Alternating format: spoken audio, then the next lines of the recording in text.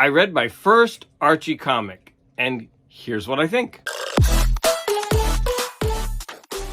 Hi, welcome to Garage Geek. So, as many of you probably know, my niece found about 1,000 comics in the garbage. We rescued them from further damage because they were getting very moldy. Now, many of these comics are just readers' copies. And recently, I think it was Doug Anderson asked me, hey, do you actually read the comics that you buy? And most of the time it's no, and it's not because I don't have the desire to. It usually just comes down to time.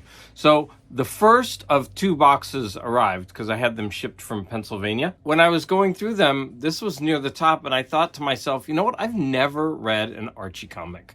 So let's see what they're about. I wanted to experience an Archie comic. This particular issue, called Archie and Me, is from 1968, October of 1968. It's the 24th issue, and I'm going to make some assumptions. I think these, almost always, the Archie comics are just a group of stories. And so on the cover, we have Mr. Weasley. Is that his name? No, sorry, Mr. Weatherby. And he is measuring the distance between them because of the generation gap. And that's going to be the focus of the first story. And we have a beautiful splash page here. Mr. Weatherby is on vacation. So Mr. Weatherby decides to follow Archie around for a day because the new generation creates so much slang that he has difficulty keeping up with it. So he figures in order to prepare for the new school year, he's going to follow Archie around, and hijinks ensue.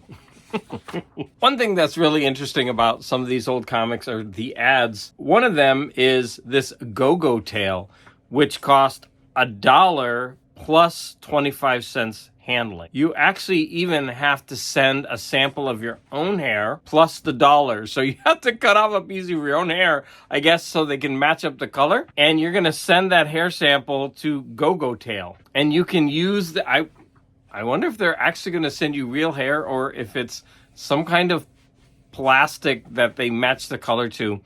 And there are 6 go-go styles. They can be worn as a ponytail, a bun, a chignon, there's a French word for you, chignon, braid, beehive, wiglet, etc. So maybe they should say more than 6 go-go styles. So there's a double page spread after the first story of the Archie Club news and how to join. The very center, we get this double page spread, which I'm going to spend a little bit of time on. So this is 1968.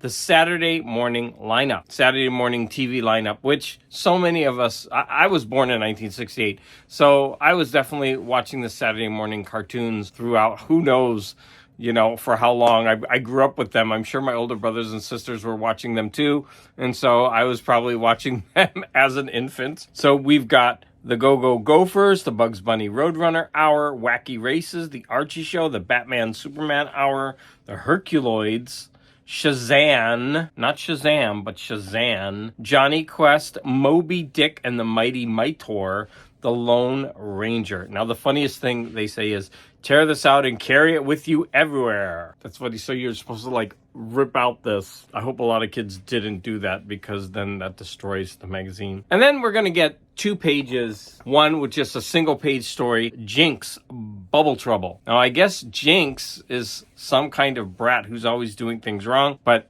doesn't get the blame. She always blames someone else. And so that was fun. I especially love this panel right here.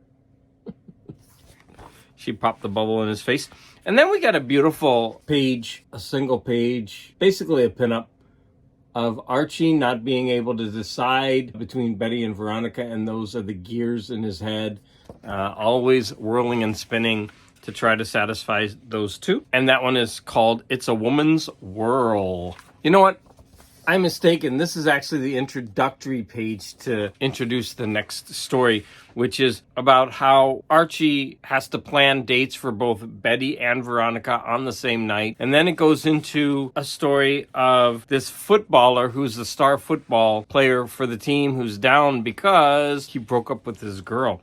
And so Archie is then tasked with getting him back with his girlfriend. And in order to do that, he has to make this footballer seem important. And he comes up with the slogan of duh. And this duh slogan goes throughout the whole school so that he's finally able to get his girl back. But of course, there are unforeseen consequences because while he was doing that, he didn't pay attention to Betty and Veronica, and they find out that he was two-timing them. And look at these wonderful panels in this Archie comic. So there you have it. This is the first Archie comic I ever read. It's silly, it's fun, it's meant to be a pastime. I thoroughly enjoyed it. I would absolutely read another Archie comic. Look at these awesome clothes that they're wearing. Are you a fan of Archie comics? Do you own any? If you're not a fan of comics, based on what you've seen here, do you think you would enjoy reading an Archie comic? Seriously, I got this done in about maybe 3 minutes.